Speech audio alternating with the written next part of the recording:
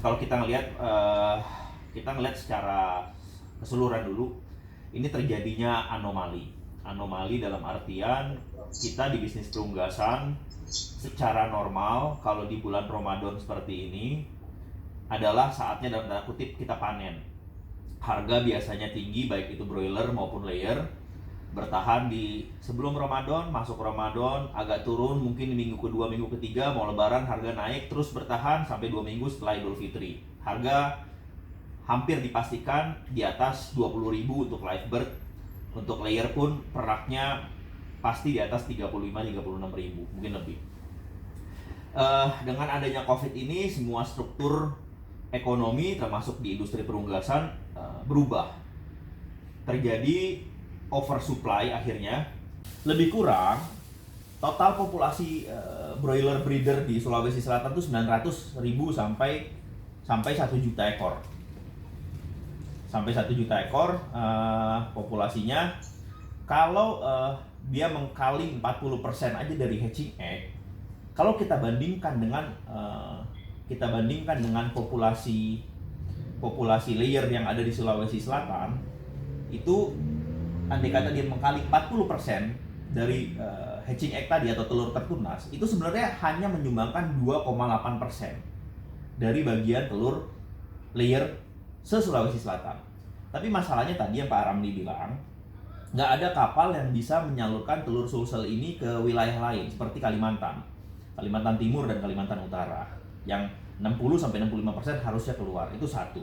Dan jelas dengan adanya stay at home, PSBB, terjadi penurunan daya beli yang cukup signifikan. Pakan ada dua, Pak Moderator, komplit dan konsentrat. Betul, jagung turun harganya karena permintaan dari pabrikan pakan. Pabrikan ini otomatis menurunkan produksi 30-50% pakan mereka. Hampir seluruh pabrikan. Otomatis apa? Otomatis bahan baku utama yang merupakan jagung 50%-nya nggak keserap oleh pabrik. Ketika saat ini bisa dibilang sedang panen atau akan panen, harga pasti akan anjlok. Itu bahan baku lokal. Di satu sisi, konsentrat banyak menggunakan soybean meal, bahan baku impor. Soybean meal ini diimportnya dari Argentina, Brazil, dan Amerika. Kita tahu Argentina, Brazil, Amerika bisa dicek di Worldometer-nya Corona, termasuk negara-negara dengan pengidap corona yang sangat tinggi. Amerika bahkan nomor 1, Argentina, Brazil bahkan Perdana Menterinya pun positif corona. Mereka melockdown beberapa pelabuhan utama pengiriman soybean meal ke Indonesia. Memang masih ada pengiriman, tapi memang sulit. Dan cost untuk pengiriman, walaupun harga BBM itu turun, harga minyak dunia turun, karena barang yang diangkut hanya satu jenis, nggak ada angkutan lain atau angkutan lanjutan, misalnya kirim soybean dari Argentina ke Indonesia, lalu dari Indonesia ke Cina bawa barang lain, dari Cina ke negara lain bawa barang lain. Arus barang ini banyak yang terputus, akhirnya logistik cost-nya juga jadi tinggi untuk mengangkut soybean dari negara produsen Argentina, Brazil. Di samping juga kurs yang meninggi.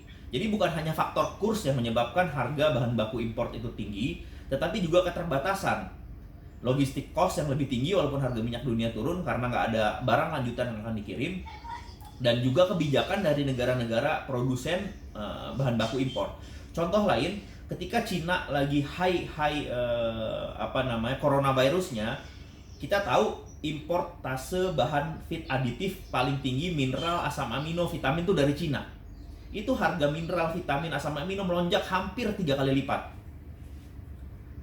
Kita import dari Cina bahan-bahan feed aditif itu. Sekarang memang udah mulai normal, harganya mungkin 1,5 sampai 2 kali lipat, belum mendekati harga normal, masih di atas. Jadi itu salah satu problem juga yang terjadi di masa corona ini. Jadi berbagai aspek, berbagai faktor yang saling terkait inilah yang menyebabkan harga broiler hancur, permintaan turun, harga pakan naik, harga layer juga turun. Nah, ini multifaktor yang terlibat di dalam sini. Jadi bukan hanya satu faktor. Nah, ini sekarang Pak Yusuf pasti juga pantau lewat Pinsar. Pak Yusuf lihat mungkin harga di Jawa mulai naik broiler. Kenapa harga broiler di Jawa mulai naik? Di Sulsel pun mungkin dalam 1-2 hari akan mulai naik. Jelas, karena tadi ada pemusnahan hatching egg yang dijual jadi komersil ataupun DOC yang dimusnahkan. Rata-rata dari breeding farm range-nya 10-50% dari produksi mereka. Artinya apa? Broiler mulai langka.